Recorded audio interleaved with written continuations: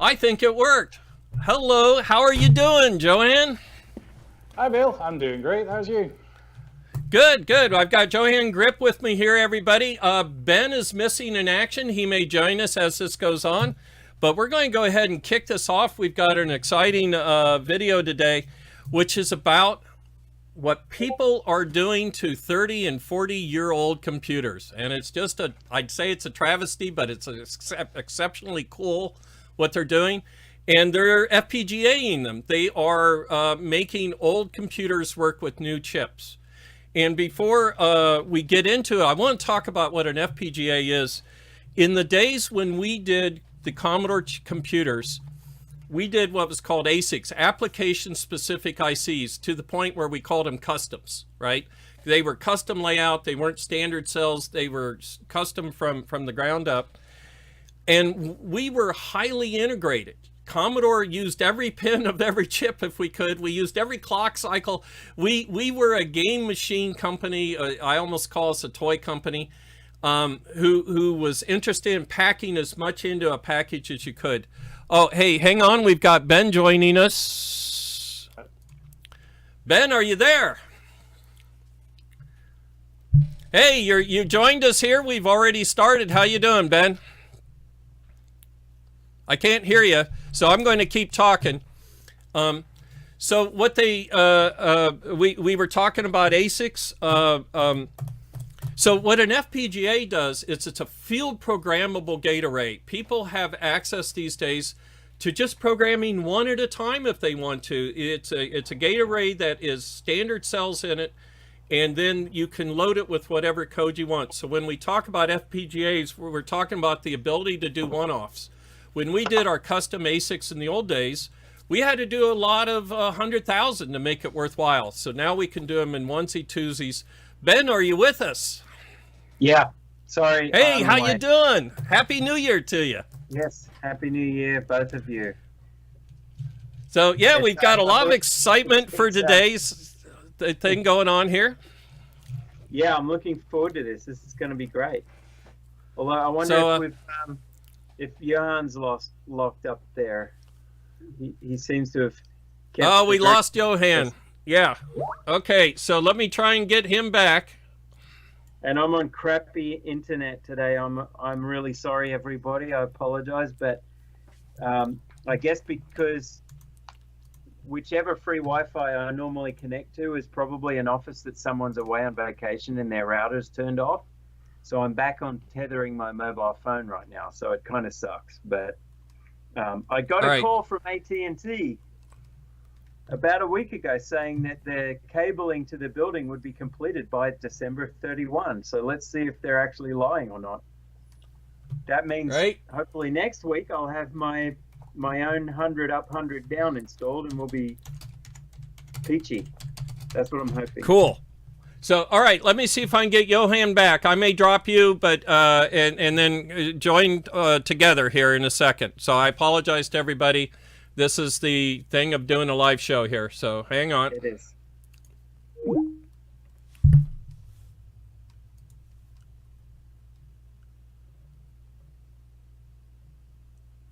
So sorry, everybody, while I'm looking for the...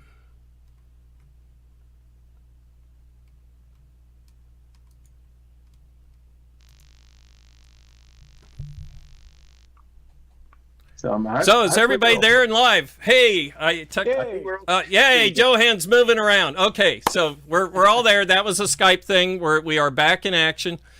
So I explained, we chatted a little bit. I explained about FPGAs. So let's talk about, first off, computer systems that have completely tried to redo like a Commodore computer, like a Commodore 64. And the U64 comes to mind. But before that, the granddaddy of them to me was this little critter right here, the DTV, that was done by Jerry Ellsworth. And I guess Tulip she worked with for that. Tulip? Let's see if I can... Being in a semiconductor company, you mean? They licensed the rights to Ironstone Partners, according to the Wikipedia page here. So Now, the interesting thing about this was, and Johan and I were talking about this ahead of time, this came out before the other C64 emulators, and I actually did the sprite collision logic in this by accident. So Jerry had asked me, how would I do it? And I sat down for 3 days and whipped out a way of doing it using, because it's very hard to look at 20 or 30 inputs at a time in an FPGA. So you have to find ways to arm the comparison logic, because it's really the sprite encoder logic in a C6 in a VIC chip really is a massive priority encoder, right? Would you agree with that, Johan? That's basically what a VIC chip is when it comes to comparing the sprite layers and everything? I would say so, yeah, absolutely. Yeah, yeah. So, and lookup tables in FPGAs usually have 5, 6, or 7 terms. They don't like to look at 20 terms at once, 30, 640, right? So you have to find ways to compare all these counters and stuff. And so I had done a version of that for her to show her how I would do it. And then a year and a half later, she said, well, you contributed. I'm like, no, you're just making an old man feel good. And he goes, no, I took your logic and stuck it in there. And including the bugs, because I wasn't trying to make it production quality.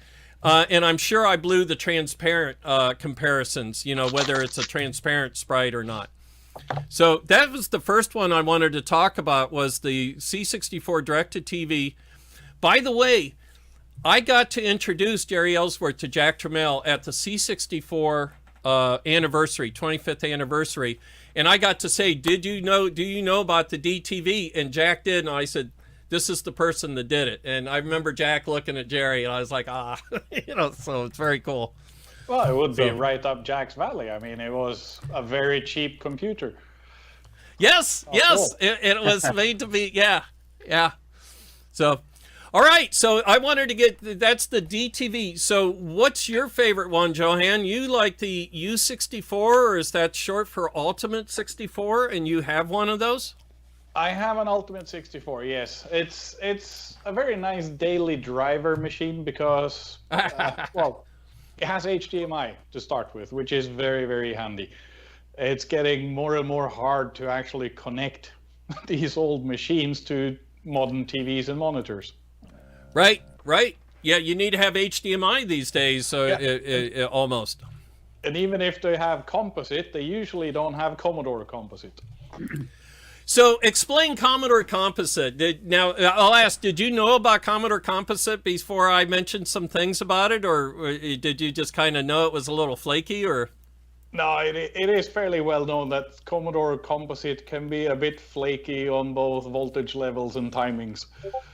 Right. So the Commodore Composite was where in the modem next to the VIC chip, we took the Luma and the Chroma and we mixed them together and we made our own voltages. And because we knew the modulator manufacturer, Mitsumi, we said, hey, can you make a special modulator to mix these voltages for us? Well, when they did, they added a delay. But since we knew the manufacturer of the monitor, we said, can you fix that delay problem in the monitor? And they said, sure. So there was this little fringe, like blue fringe hanging out, and we just made the blue fringe disappear again. Was it blue or red? It was one of those two. Yeah, so, it also, the voltage levels and those slight timing thingies tend to throw modern LCD screens for a fizz. For a face plant, yeah, exactly. So I actually spent last week trying to repair my old CRT screen over there, so I have something useful to view my old machines on. Right. And I want to talk about that at some point, just not in this show, but there is a flow to TVs / monitors too. And it sounded like you were having problems. You could see your heater voltage wasn't there, which is always a good indication. Correct. So in this all right, fairly innocuous looking standard Commodore bread bin, right, is not actually a standard Commodore circuit board. So this is an Ultimate 64. I love it. So I'll just remove the there's a little speaker add-on for the floppy noises, which is just fantastic. So on here, about the whole immersion experience, right? So on here, you basically have a Cyclone 5 FPGA sitting right there. Okay. It has some RAM. I think there's a Xilinx over here to do some I/O multiplexing for the cartridge port and other things. So it has a modern 12 volt. What? Single power feed. Focus. So it's just a normal 12 volt barrel jack for the power feed. Yeah. Okay. And the only things you would need to add that you can add from a standard Commodore C64 is the SID chips, because emulated SID chips, they're good, but you have to spend a lot of money to get something that sounds identical to the original one. Right. Now, and that's kind of like the old argument about vinyl records, right? It doesn't necessarily mean that the SID chip was better, because it was kind of mushy. It was a 3D mushy filter, you know, but it's what people got used to. So emulating it doesn't mean you do it better. It means you do it with fidelity, the emulation. Correct. So what this one does is he's actually removed the user port from the machine. Okay. You can buy it as an add-on, which will then be connected using a flat cable. Come on, focus. Yeah, pull it away from the camera. There it goes. So instead, you have two USB ports, an Ethernet, and the HDMI. On a Commodore, that's ridiculous. So, that's pretty cool. What it will do is it will basically emulate the full C64.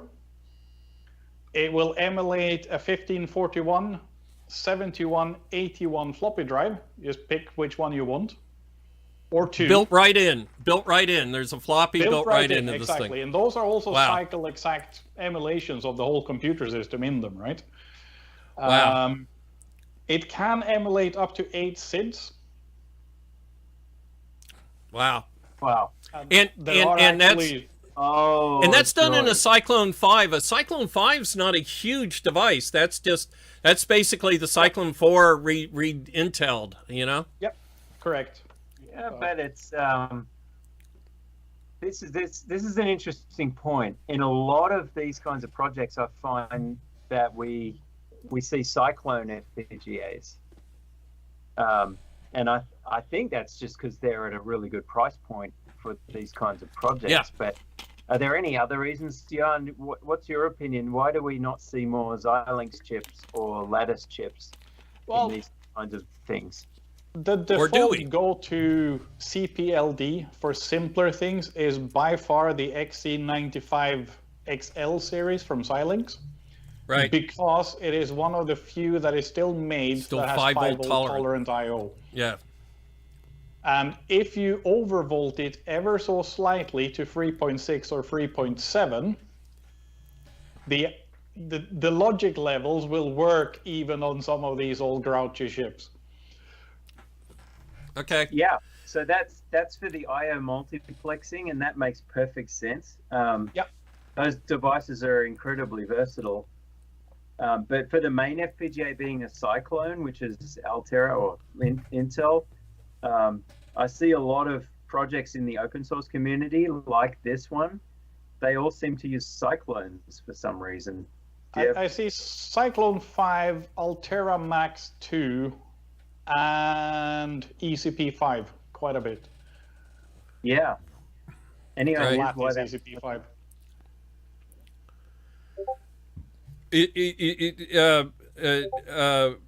Ben just asked, any idea why they went with that architecture? Oh, for the Cyclone, I think it's, as you said, it's the price point, both for the Cyclone and the Altera Max.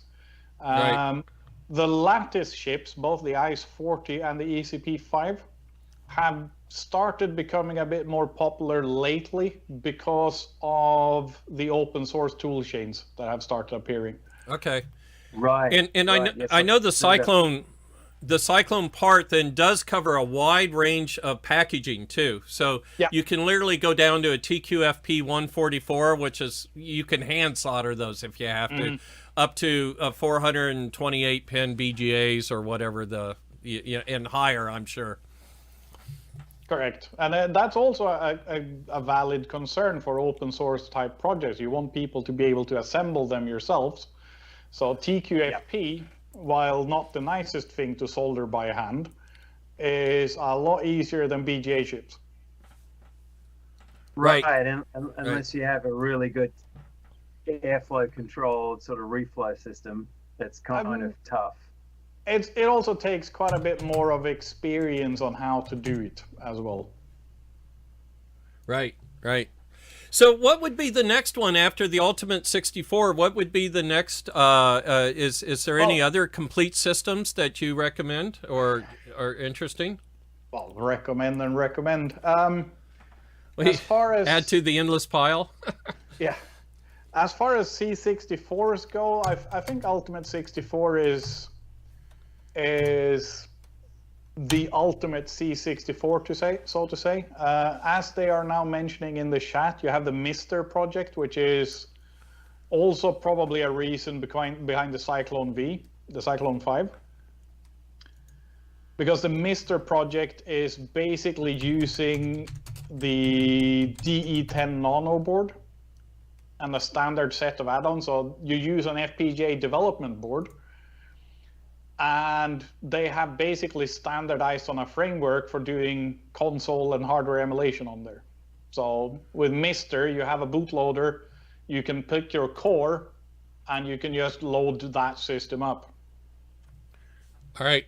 So the Mister is what? Is that an entire system too, like the Ultimate 64? Yep, Mister is basically all the systems. All right. And is that in active use, active production right now? Is the guy maintaining it? They're using a TerraSic FPGA development board, the DE10. Oh, I know Terra ASIC. Yeah. They have me listed on their website. I like them. Yeah, correct. So they're using the DE10 Nano as the standard FPGA. I have. And then people make cores for various systems. So the Amiga, the Atari ST, the C64, C16. Arcade machines, etc., etc. That's a great segue for if somebody wants to play with FPGAs themselves. Get yourself one of these, and Terra ASIC happens to be one of these good brands. The DE10 Nano board happens to be. I could go run and grab one of the family. And then there are places like opencores.org where you can get like a 6502 already made. I'm sure there's probably at least one VIC chip up there. Not saying how good it is, but you don't have to invent the wheel yourself to get into this. It's pretty exciting, actually. And the good news is too, like you're not trying to run these cores at ridiculous speeds. I mean, you might do that for fun, but you're not recreating to make a 200 megahertz C64. That might be an interesting experiment, but most of the software written for it wouldn't work properly. Wouldn't work. Right. It wouldn't work. So it's like, I remember doing system on chip design at Altium and working on IP cores at Altium when I first started in 2004, 2005. And we had a Z80 that was cycle accurate and instruction accurate.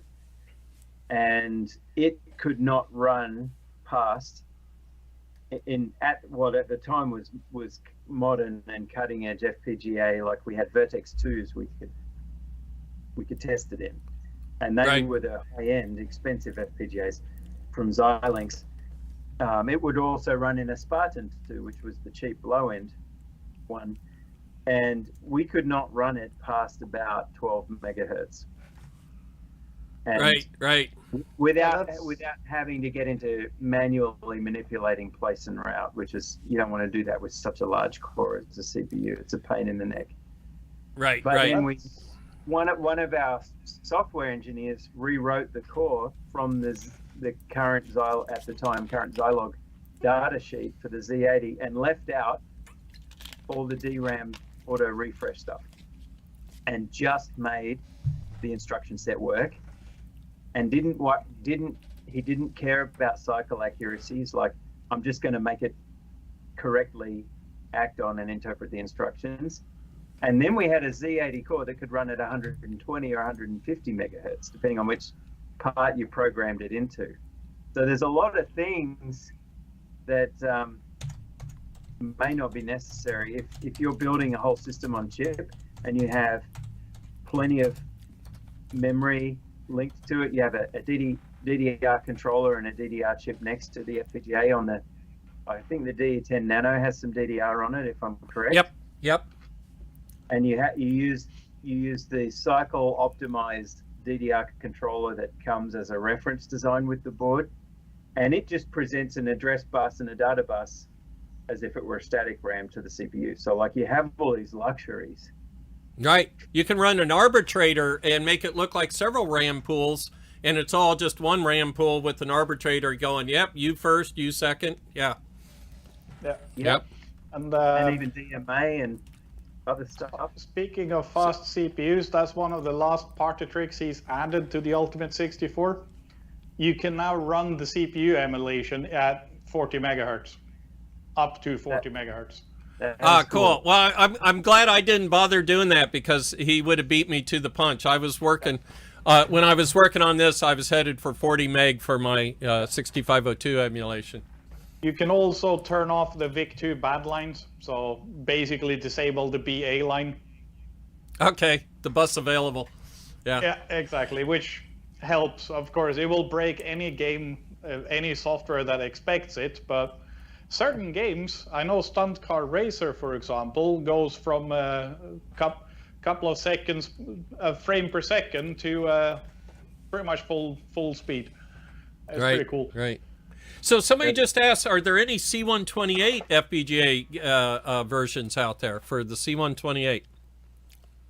I honestly haven't checked. If there is, there will probably be for the Mr. core, as a Mr. core. Okay. I'm sure the chat will correct me. I honestly have not checked myself yet. Well, you're kind of headed that way with your C128 work. Ultimately, you're going to stop using old chips, right?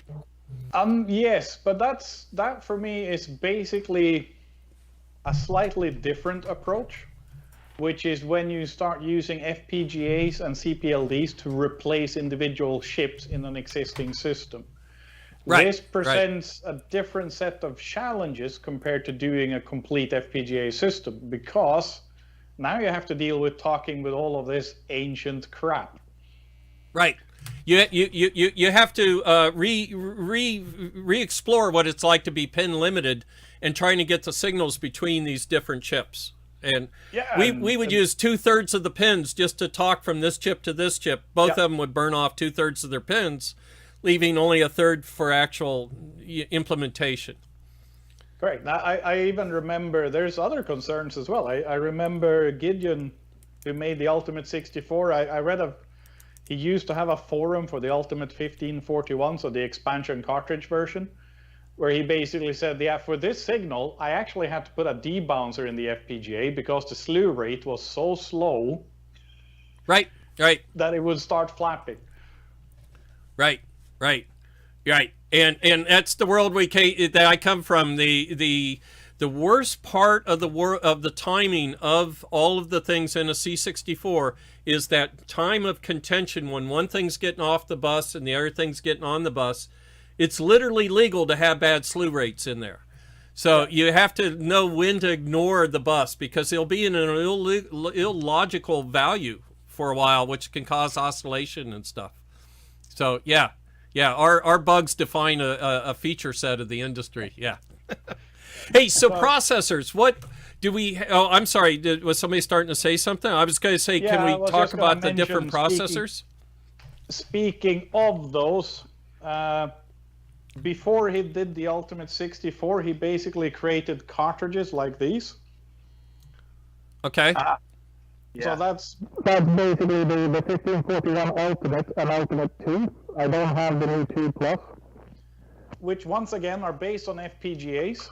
And what these do is they emulate the whole floppy drive on the board. So you have an IAC port just sitting on the side. You connect it to the C64 itself. Right. They also emulate the normal freezer fast loader cartridges, the RAM expansion units, etc., etc., etc. So these basically work as a universal put all of the expansion on your C64 machine. Right. All neatly packaged up. It's a really nice product. I have no idea how he managed to make and sell these for as low amount as he does. It must be a passion project, you know, like a lot of these things. But the world, it just blows my mind. Every time we talk, my mind is expanded with how amazing the world has become with all of these different things that, you know, it's not just a tool. This is an emotional connection for people like us, right? We all have, but for those of us sort of my age, your age, we have childhood memories of learning computing, and we get to relive that and do it on a bigger scale.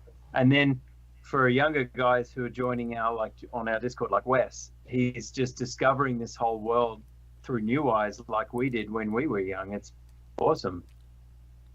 So yeah, and somebody just ribbed me because I said ancient crap on the broadcast here. So if two comments on that. Usually when I say ancient crap, I'm referring to the engineer himself. And second, if anybody's allowed to pick on it as ancient crap, I'd be one of those people. So it is old because I was young when we did it. So yes. Well, I'm falling into the same thing, but with audio gear, right? So the primary target for my the project I did last year, which I haven't finished because I still couldn't get all the parts for it, if you recall. But go back and look at our earlier streams. I was showing off a design based on a Lattice Mark X02, which is a crossover. It's sort of half CPLD, half FPGA, and an ESP32, and all the audio ins and outs and everything. But the primary motivation of that project, which I was calling it the Hydrazine in the end. I gave it a name, the Hydrazine board. The point, the thrust of all of that was to emulate some of the old classic early 80s, late 70s digital reverb and delay units made by companies like Roland and Lexicon. I've actually started buying some old Roland rack gear cheap on eBay. A lot of people just buy it and take the chips out, because those chips, they stopped making these custom ASICs, which are in some of the classic guitar pedals, and people buy them and wrap them for spare parts. But these are beautifully engineered pieces of equipment. And part of all of this is you could look inside a modern gaming device. You can get your Xbox, you can get your PlayStation 5, and they're amazing. They're just built on years and years of technology and research. But you can look inside it, and it's just a bunch of black dots. Just a bunch of VGAs. Right, and, you can't really grasp the magic that's inside those. If you do these projects, you really begin to understand what goes into these things, and the magic that happened even as early as 1983, 1985 with Commodore, with Sinclair, and all of these great machines. And I think for any engineer or any aspiring engineers just going into university, even now as a young person, I would almost require them to work on some really old stuff, because there's no better education for learning how to write software than having to do it for something where the resources are very limited. And so that'll be another episode. Once I receive some of these gadgets, we talked about them last week. I showed off my SDE 3000 with its vacuum fluorescent display. One of these episodes, Bill, I'll get it on the bench and we'll probe some of the things going on inside it. Right. Yeah, so, and on the old crap front, I would also like to add that we're not calling the old computers crap, right? What we're saying is, from a modern electronic engineer's perspective, the components and the quality of the signals on there is not exactly fantastic. Yeah, there you go. I was calling the signals crap, the contentious signals that take forever to, and we did do that on a previous show. We showed the crosstalk that I was trying to live with on one of those signals, and it was actually more pronounced than I thought it'd be. So. Yeah. Hey, getting back to processors, so how many different processor emulations are there? We've got this one here, the Mach A65XX. Tell us about this one. This one can do all of these different 6510s, 8502s. So the Mach A65XX is one of many, many projects from Androsid, or Frank Wolf, as his name is. Okay. Who is incredibly meticulous in his work.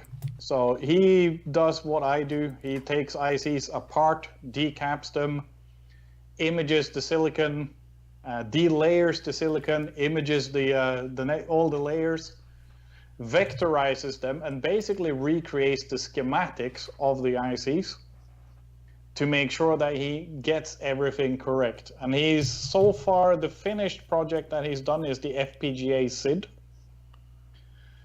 which is a SID re-implementation of the Fpga. And in that one, you can basically select which model of the SID you want.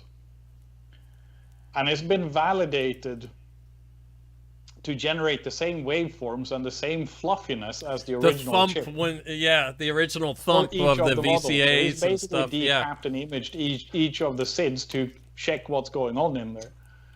Yeah, right. That's the real deal. That one. I only wish I could get a hold of the source code and get one big FPGA and put like 32 SIDs in an FPGA. So I could have all those channels of awesome. I believe that Bob Janus actually said that was his original design. He wanted to put a multiplexer inside the SID to give clocks it 32 that run channels. The world. Yes. But He wanted a clock to run the world. He just duplicated the synthesizer element 3 times. Right. Do it. Right. And then, you get all those channels of audio, and you can mix them. You can do chorusing. This would be a keyboardist's dream, to have a synth module that had 32 SIDs in it under MIDI control. I believe some of the earliest Ensoniq synthesizers are pretty much that, because Al Charpentier, Bob Janus, and Ensoniq, that's right. They started Ensoniq, yes, and the earliest synthesizers are very similar to the SID chips in many ways. They used the same girl to draw the schematic. Her name was Sue. So if you looked at the Ensoniq schematic, it looks just like a C64 schematic. She would run buses behind big chips, and she laid out the same. Here's the processor. Here's, instead, the VIC chip was the chip that does sound pointer fetches, sound like sprite pointer fetches. Yep. So yeah, it was amazingly looked like a C64 recap. Yeah. So well, let's talk about SID some more while we're on the topic. SID, for those that you don't know, is the sound chip in a C64. And it was novel when it came out. You hear me talk about, it's got, just 3 dB filters. Well, nobody had done that in a chip like that, let alone in the quantities we did and stuff. So, yeah, Bob Janus was brilliant in his implementation of the SID chip. You can tell that he was a musician, because I think one of the biggest innovations in computer music with the SID is it actually has an ADSR envelope. Right, attack, decay, sustain, release. Had square wave and maybe sawtooth, on and off. That was it. Right. Yep. Right. Yep. So I've often said, without Keith Emerson, because I was an Emerson, Lake and Palmer fan when growing up. So I designed a mono synth. I dropped out of high school basically and designed a mono synthesizer.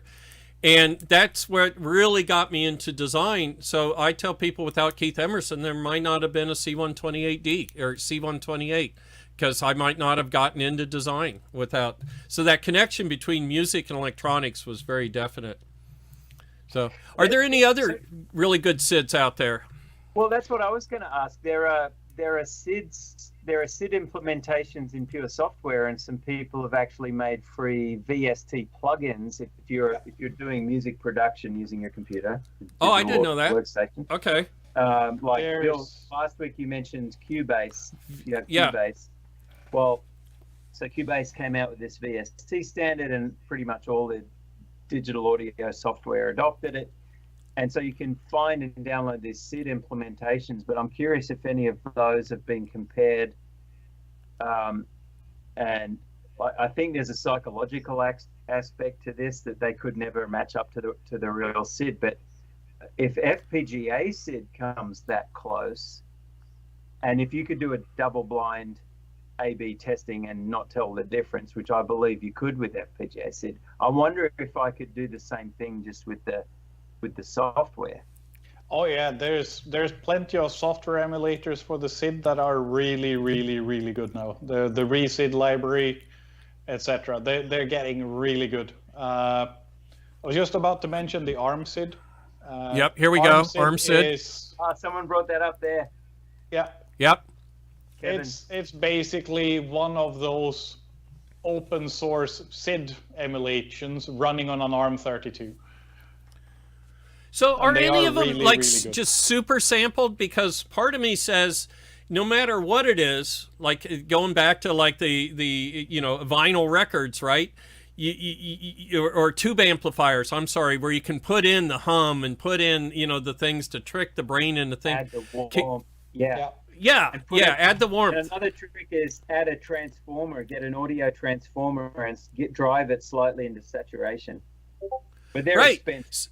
So, but that's can like we with do that with media SID effects, emulations? Just make the SID emulations be really accurate samples of a true SID, and all it's doing is running through memory, outputting these things. Is there such a thing as a super sampled SID, or are they all doing it by trying to regenerate the signal from in the way SID did? So the ARM SID looks eerily like a gosh, I've been zapping my brain and now I'm having trouble remembering names. It looks eerily like a Teensy. Yeah, it kind of does, doesn't it? It was probably prototyped using a Teensy, I bet. Right. Because so any other the classic blue pill style board, yes, as mentioned, that would not be surprising to me at all. Yeah. All right. You can also tell, I mean, where many things come from. You also have the low cost option, by no means bad, of the Swin SID, which is an Atmega CPU. Right. Right. Yeah. So it's not going to be as detailed, let's say. Correct. But it's also cheap as chips in comparison. I've heard that they're still pretty good. But more differing opinions on Swin SID. I don't notice the intricacies of the SID because I never tried to program one for a game. So I'm sure if I had sat there and wrote this register and go, now I wanted a little brighter sound and write it, I never sat there and programmed it. So I listened to it from an engineer's, is it working correctly type of thing, not a musician's point of view. I look at it technically, not artistically.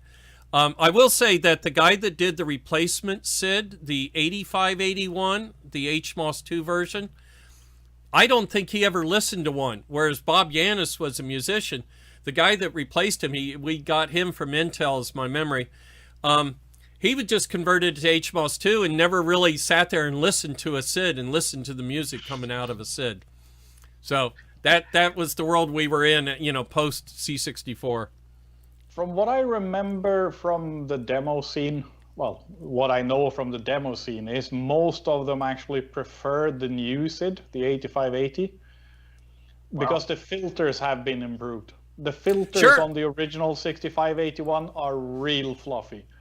Yeah, right. Which means they got real slow roll off. They're 3 dB on their best day, which is that's like literally using passive inductors and capacitors will give you a 3 dB roll off. Yeah. Why? Or you can get more if you add more stages, but obviously, you know that. But But the interesting thing is they didn't though. They were 3 dB in the SID. Yeah.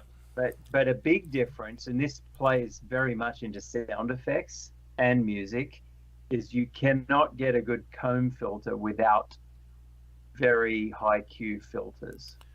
Right. Comb filter. And so for people who don't know, a comb filter has a frequency response that's like boing, boing, boing, boing, boing, boing, boing. And and that's important in audio because the sound of a comb filter gives you that flanging or phasing effect. Right. Sounds like a jet flying over. If you wanted to do a jet sound effect, you need a comb filter that changes frequency on the fly. If you want to make a flanging sound with a musical instrument, which was super popular in the 80s, it really was big in the 80s, and it's kind of had a bit of a comeback just recently in the musical field, is flangers. You need a comb filter for that. So, and there's a lot of other applications for it too. But right. If you've only got slow roll-off filters, you just can't do it. Right. And we used to say back in those days, the only way to create a non-linear response was a balanced modulator where you mix two asynchronous signals, a ring modulator we called them, and you know, that's how you make a piano sound. Well, what makes a piano sound? Well, the piano typically has 3 strings all slightly detuned from each other. So yeah, the problem when you have one oscillator is all your frequencies will be related to each other. How do you make sounds be unrelated to each other? And we used to use something called a ring modulator and a second oscillator to do that. Yeah, and there are even standalone, like Moog makes stuff like that in analog. They do. Moog has absolutely has a ring modulator. Yeah. They have all that stuff in their synths, and they even make guitar pedals with a ring modulator. It's a fun effect. You're not going to use it all the time, but it's adds some flavor here and there. And there's other. The other thing you touched on there was mixing multiple signals together that are all just slightly off, and the only other way to do that is using memory and lots of samples and speeding up and slowing down the playback of it. That's called a chorus effect, and there's no way we could do that in an 8-bit computer in the 80s with only 64K of memory where we had graphics. You couldn't do any of that stuff. You just it was all monophonic. My SCE 3000 delay rack from the 80s, it was released in 85 as well. It has 64K of memory just for audio delay. And somebody said in 1985 he liked a C64, but in 2021 he likes his Ryzen CPU. No argument here. I'm an engineer. I use the fastest one available. It's somebody else posted earlier doing a Cray in an FPGA, and I'm sure it's been done. That's my I use a Ryzen for my video editing workstation. So, right. So let's jump over to go ahead. The thing is, basically brings me up to these type of devices, right? So this is a 48-pin dip. Come on. Okay. See if I can put it on my face. There we go. So this is one of those Silence XC95 XL series, just mounted on a 48-pin dip. This one is actually programmed to be a C128 PLA, so this is the prototype I've been using for developing the reverse engineering of the PLAs. And these, for me, are some of the most interesting ways of recreating classic computer hardware, because you have to make these integrate and work in an existing system. So the 128 PLA I did, I think you can buy them now from Evie at Backbit, and I think as Lapion is also working on one. So the design has been validated. There were a few bugs in my work we've been fixed. The C64 PLA is hilariously well researched. Yes. The SID is replicated in so many ways. And now you're also starting to see the VIC-2. And one of my favorite projects is the VIC-2 Kavari, which is probably going to come out somewhere next year. The VIC-2, we talked about that earlier. Yeah, here we go. Yeah, which is mostly, he has some really interesting YouTube videos. I highly recommend watching those because of the way that he's verifying the accuracy. So there is a open source project called Verilator. Verilator is a Verilog test harness system. it basically transpiles your Verilog code into C and allows you to run your Verilog test suite as C code compiled natively on your PC. It will also allow you to compile it to a library where you can basically call it, do a cycle please, and then set the inputs and read the outputs. So what he actually did was he took that, a Verilated VIC-2 core, and hooked it into the Vice emulator. So a C64 emulator, and basically just hooked it in so that when the emulator is writing to the VIC chip, it actually writes it into this emulated Verilog code, runs the Verilog core, gets the output, and puts it into a window on the screen. Wow, very cool. Obviously, now he's running at basically not frames per second, but pixels per second. And we thought we were cool when we had an 80-column display and a 40-column display next to each other. Yeah, correct. So it basically allows him to run his Verilog code, the Verilog core, in parallel to an emulated C64 VIC that is known to be accurate and validate that he gets the correct pixels all the time. Right. So he would pass the demo screen, the demo scene. Yes, he would pass that. Correct. The demo scene. People have accepted the challenge of finding something that will break his core. So yeah, and it took me a long time to figure out what the demo scene was about. You know, they're like, wait a minute, they're intentionally trying to like break the stuff that we work so hard to hide. You know, it was about so many things. I'm sure it was the demo scene developers who were able to discover undocumented features of all of these parts and actually manipulate them to do something useful versus just simply break.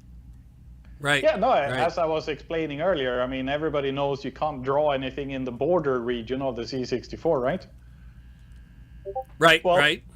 What you also have is you have a hardware register that will shrink it from 25 lines of text display to 24 lines, right? Because right, you for want scrolling. to have a single line buffer so you can do smooth scrolling without getting jaggies at the edge of the screen. Right. Somebody, or probably quite a lot of people, figured out that if you wait until you're in the middle of that last line of text and then change the register, well, it's an equals comparator inside the VIC. It will just keep on drawing. So while it stops rendering the bitmap graphic, you can still put sprites out in the border and they will still render. Wow. Wow. Right. Right. So that's very cool. That, And like, we would never have thought that way. You know, we were just like trying to get the sprites to work, I'm sure. That's perfect for a game, like if you wanted a game where you had a kind of indication display underneath. Yep. Correct. Yeah. Right. Are there any other VIC? Is that they do it also on the side border, and there you have to basically match the exact right clock cycle for the write to hit the VIC chip. But they still do it. Right. Are there any other VIC-2 emulations besides VIC-2 Kawari? And obviously there was the U64 has a VIC emulation in it, and the DTV had a VIC emulation in it. Any others come to mind? There's the core for Mister, of course. I think the Mister? Turbo Chameleon from Jens Schoenfeld, also has a VIC-2 core in it. I don't know where he got that one from or if he made his own. Right. Okay. The So Turbo let's jump Chameleon to does many of the same thing as the Ultimate 64 does. I'm sorry I missed that one. So here's one I liked, which because it was the first chip I actually saw when I got to Commodore. The VIC-2 was already out in the C64, but they took me aside and said, "You'll be working on TED." TED? What's TED? Text display. So we have the TED chip, which was not only a new chip for us, but we were doing a new process. We were doing HMOS1 and then HMOS2. And so the TED chips, you know, we didn't have years of experience making the chip like we did the 6502. And the TED chip hasn't lasted as well as some of the older ones. So there's a big need for replacement TED chips. So you recommended the FPGA, I said it wrong. FPGA TED is one of them. The FPGA TED is being worked on, yes. It's Istvan making that one. I know he has working machines with the chip in it, so he's just looking at how to produce them the best way, which is the common problem nowadays, of course. Now, he's in our Discord channel too, I believe. Yeah. Was this one? So for everybody out there, I posted the Discord link at the beginning of the chat. You can also go to Coriolis-effect.com, and there's a Discord link there. And join us in our Discord. Like I said, we've got people like Johan and the guy that did the FPGA TED are in there. Ask him questions. Have a good time with it. So. And, now the TED also does sound, but I'm assuming it was easy sound to do.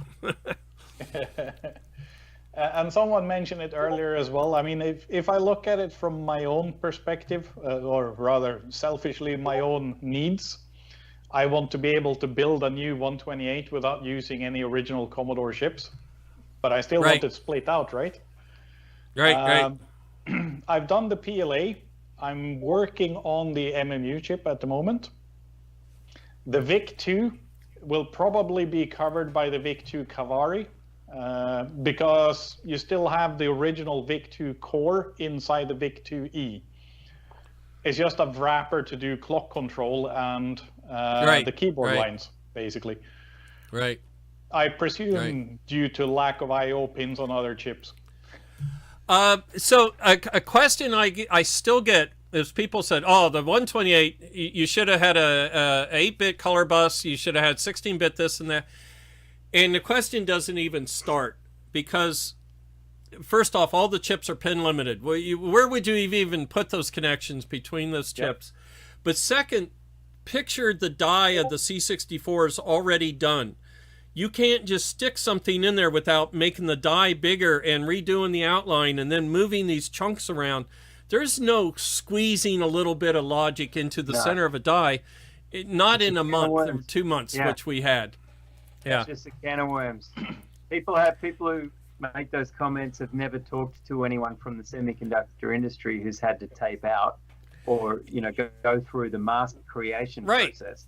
And they're not thinking like an architect, which is, well, now that you have those additional lines, where all can they go? And, where would you even take the additional 8 bits? There's no place it could land on. That's interesting because, the 68,000 was around by then. But, here's the other side of it. What's the target market? This is product management.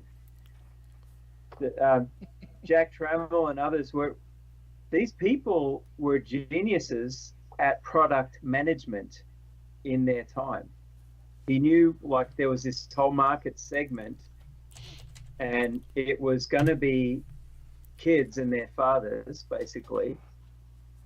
And a computer back then when the 68,000 was new, even in 1981 when the IBM PC was first launched and it was only 8-bit, it was the 8088. Even though they already had a 16-bit version, they deliberately cut it down because IBM's sales execs on the mainframe side were like, no, we don't want to have any other internal competitors. It was hard to get DRAMs too. It's a system that you have to design for.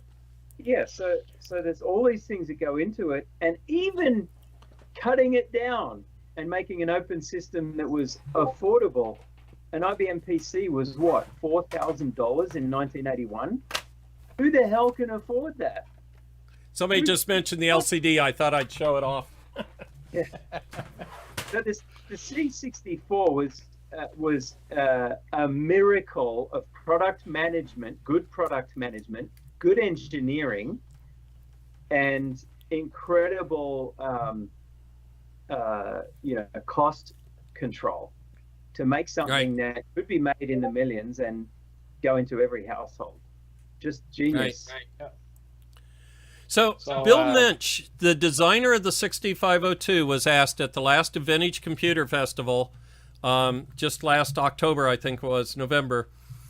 Which use of the 6502 did he like better of all the computers? And he said the Apple II.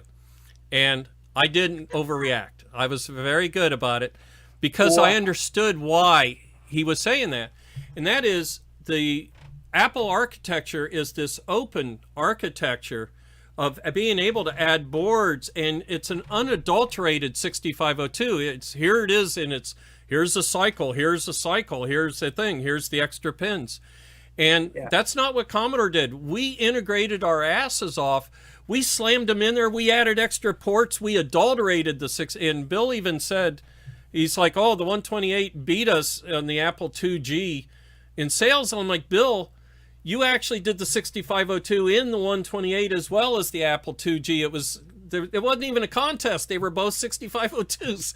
But he didn't think of it that way. He thought of the adulterated one as not his child as much, as what I gathered. So I totally understand it. Yeah, if I were an engineer, I'd pick out probably an Apple II back then. But as somebody that wanted a home computer with the lowest price and highest integration, I'd go with the game machine or a C64. Yeah. You're touching my nerves there, Bill, talking about Apple and the Apple II series, because what Wozniak started out with, and I know you're not a huge Wozniak fan, and that's totally cool, but it just makes me sad that Apple became exactly the opposite of what they started out as. Yeah. And you know, I'm not knocking, like, if you like your Apple Watch and your Apple phone and your MacBook Pro, I'm not knocking you. That's your choice. But I just, my wife and my daughter have MacBooks, and when they have a technical problem, I can't get into the system to fix it, and I don't have time to learn. You know, there are people who've become technical gurus who do know the inner workings of Mac OS, right. But I just constantly feel like I have one hand tied behind my back using anything made by Apple. I just can't stand it. It's I go back to the South Park episode where they're like where they perform the Mokhtar or something, and the beams of energy come out of all the Apple experts as they do their chanting and stuff. Well, was that then, or was that the Simpsons? Because there was a Simpsons episode like that where Bart was trying to knock everyone out of their cultish stupor. Yeah, no, there was a South Park on that. Yeah. And they had to tell Steve Jobs, "Oh, wait for the world to come to you, Steve." It's it's pretty funny. There was also a Simpsons episode that was really good on that. And again, like, they have some of the most talented engineers there, so I'm not knocking them, and I get it. Like, that's their choice as a company, but I'm sad. They don't have anything for people like us. The last Commodore chip that I know is being worked on pretty heavily is the CIA. Right, the 6526. Yeah. So Frank Wolf, so Androsid, is doing his usual process. He's making a chip called Fbi. I think it's in hiatus at the moment, which is designed to be a replacement for the 6522, 6526, 6525, all the CIA, PIA, TIAs, etc. You have BVAC's VHDL 6526, which is slowly progressing, but progressing. Right. And I know of one called JCIA, which say they're in testing phase, but have said exactly the same since last summer. So I don't know. I haven't really heard much else about that one. But even so, you're still seeing a lot of people now starting to recreate and making replacement chips for these old machines. And it's much the same in Atari land and Apple land, etc., etc. I'm involved right now, for example, in a project to start reverse engineering the BBU chip in the Mac SE. So I've helped capture the images of the silicon. Okay. For example, for that project. So very cool. So, and I just happened to open opencores.org here, and real quick, I'm looking around. There's 6502 cores in here, but I wondered if there's a VIC And I'm looking for a search function here, and my old eyes don't see the search. VIC chips are a bit tricky. Open cores tend to prefer things architected for their wishbone architecture. Right.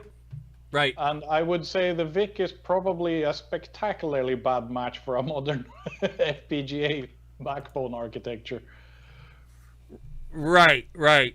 Now, with that said, that was an Avalon. That was Wishbone, because I've converted Wishbone and Avalon, which is that you only change like 3 signals. But you're absolutely right. It's a pipelined way to talk in band about video, which has a lot of overhead with it. So what else didn't we talk about here? All kinds of VGA controllers. So we talked about TED, we talked about VIC. 8563, the VDC and the C128. Is there anybody making one of those? The VDC, no. No. Good. Not yet. The world does not need a VDC. So the story behind the VDC was, I asked the guy that had done it for the Z8000 machine, I said, is this a 6845 superset? And he looked at me and he paused and he said, yes. And that pause should have told me that he doesn't know what I'm asking. I thought he took the 6845 operational core and added to it. No, he started from scratch doing it his own way. And so it really wasn't an extension of how we did video processors back then. It was this new thing, and it had a lot of problems that came with it. Yeah, I was just about to say when I'm done with the MMU, the VDC will be the next one, because I'm crazy like that. Yeah, that should be straightforward to write to get what they intended to do with it. The trick will be to make it break the way that it was actually broken. I'm assuming. I have to confess, for the VDC, I am half tempted at implementing from spec, because there is so little software developed for it that I don't think it really matters if I do it bug for bug, if it's worth the effort to do so. I'd rather just re-implement it straight up, maybe clock it off the VIC clock, get rid of that bloody extra 16 megahertz clock. Get rid of some of the synchronicity problems that comes from running two unsynchronized clocks. Should never have happened. Right. Should never have happened. Yeah, exactly. So basically, if I do the VDC, I will probably do the VDC right as you intended, more than anything else. Start with the 6845 and just add those features to it. You know? Pretty much.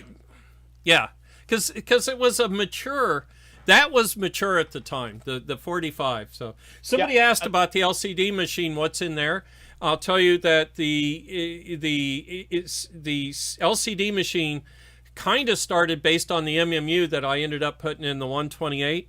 But then we did a standard cell CMOS gate array and made our own controller, and the controller was designed by a guy named Bob Rabel. So so it was our homegrown, and then downstream from that were the standard Hitachi LCD driver and level shifters and everything.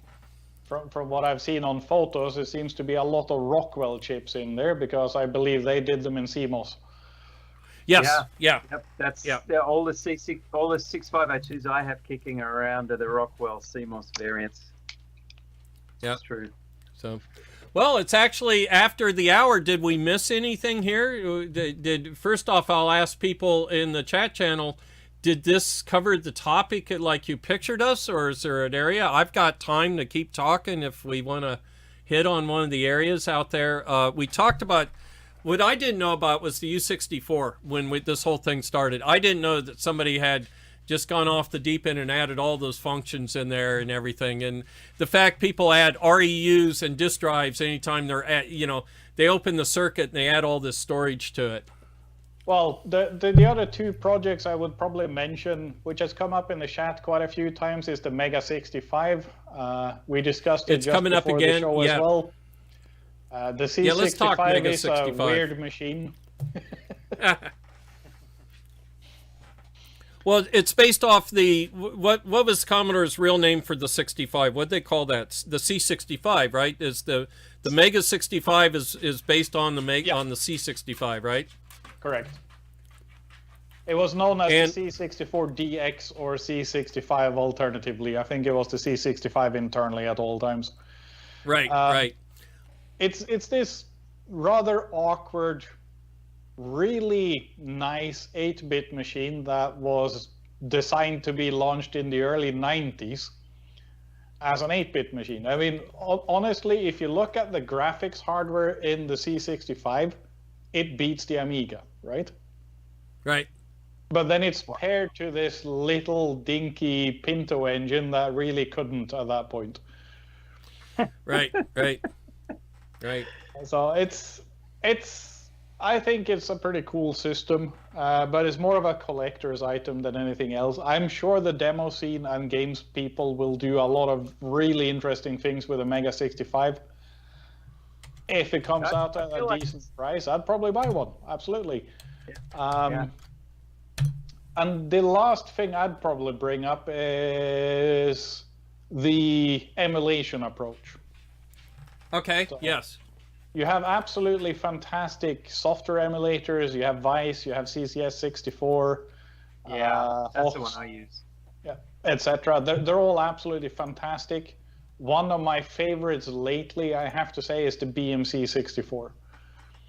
And if you're not aware of what that is, it's a C64 emulator compiled to run on a bare metal Raspberry Pi. So it's not running on top of a Linux on the Raspberry, it runs directly on the ARM. Okay. Oh, that's how it's got to go. That's awesome. And that one runs just absolutely beautiful. It's a fantastic way of enjoying these old machines. Right. And honestly, that's how I enjoy the old, even though I've got some behind me, I go through an anxiety when I'm like, oh, let's get a disk drive. Let's hope the disk is good. Where's my DB9 cable? Oh, I have two supplies. One's broken and I never labeled which one it was. Or I could sit down in an emulator and play Lunar Lander or, you know, play my favorite Amiga music just sitting at an emulator at gigahertz. I couldn't imagine using my C64 without this one. That's the 1541 Ultimate. There's just no way I will do it, right? Yeah. Or using the Ultimate 64. Kevin's saying apparently the BMC 64 also runs the full C128, so that's awesome. So CPM as well, I'm guessing. It also runs the TED series nowadays. Yeah, that is. My memory is not completely broken. Does it run CPM? So when we say something is C128 compatible, they included the Z80 and all the weirdnesses that go with that then too. Remember, if you're using the original ROMs, you can't make a 128 run without the Z80. Yeah. True enough. Yeah, so true enough.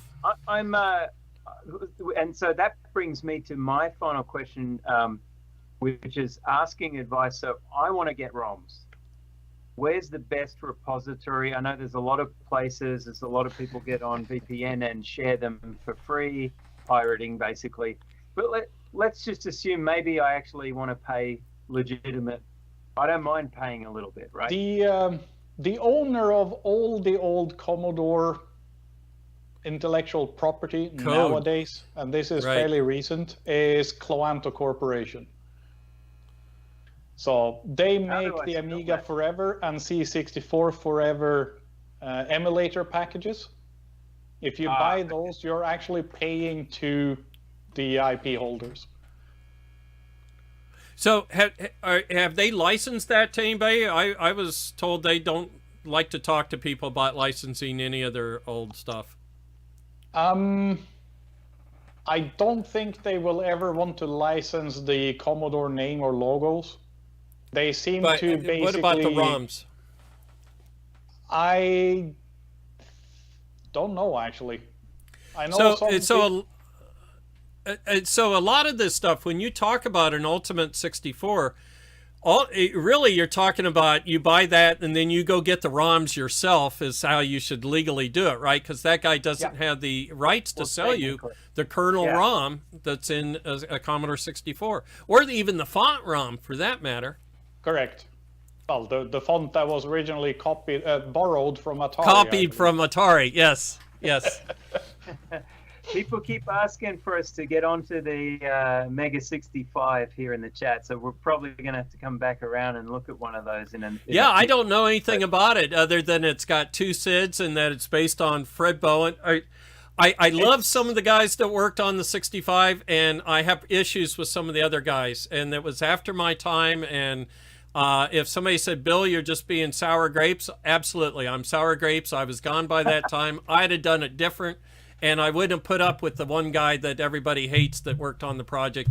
I'd have taken him out back and had a word with him. So, well, I can just say this, Bill. I know you've had some parts of your life have been really hard, and you didn't get all the same financial success that, say, Wozniak ended up having land in his lap. But right. You're giving back to the community in such a huge way that, you know, your treasure is here with these people on our chat, right? And yeah, we had 70 people with us today. This was a real good day for doing this. Yeah, and there's 72 even watching right now. I'm on YouTube keeping track of it, and I can just say your treasure's here now, and your last years are going to be good ones. And there's still a lot left to do. Yeah. So somebody did say the U64 does require you to add a kernel. Yep. Does require you to add. Okay. Well, good. Correct. That protects him too, because you know, if he were distributing that, they could go after him. That's fairly normal. You also have the same with the C64 Reloaded from Jens Schoenfeld, which I haven't mentioned. It's a re-implemented motherboard for the C64. Okay. A modern revision, if you will. You still add the original chips, but the PLA and the RAM and a lot of that stuff is already built in. That one also wants you to upload the ROMs before it will work. Right. Okay. So it's a fairly decent and standard approach, I would argue. Yeah. So fair cool. enough. And all right. I have to say thank you so much again, Johan, for joining us. Your work is also ridiculous. I don't know how you pull it off and have the time to do it. All I can say is you must sleep only 3 hours a night. Yeah, I wish I had 48-hour days sometimes. They're not. I live that life. They're not what they're cracked up to be. You live 2 years in a short period of time. Yeah, I think it's mostly insanity fueled by obsessive disorders. Yes. I was diagnosed 30 years later, and I asked Terry Ryan, I'm like, did you know I had these obsessive compulsive disorders? And his answer was, well, yeah. And Terry Ryan wrote BASIC for all the... Yeah. Well, yeah. You know what? If there weren't crazy people like us on the planet, nothing magical would ever get happen. done. It would be ridiculously boring around here. That's all I can say. Right. So yeah, a lot of people thanking us in the chat. Richard Faulkner said, Richard's the one that's doing the TED also. So yeah, he said he'll be around for that. Yeah, in our Discord. You got to jump on a show with us. Yep. Richard, jump on a show with us and give us some of your insight.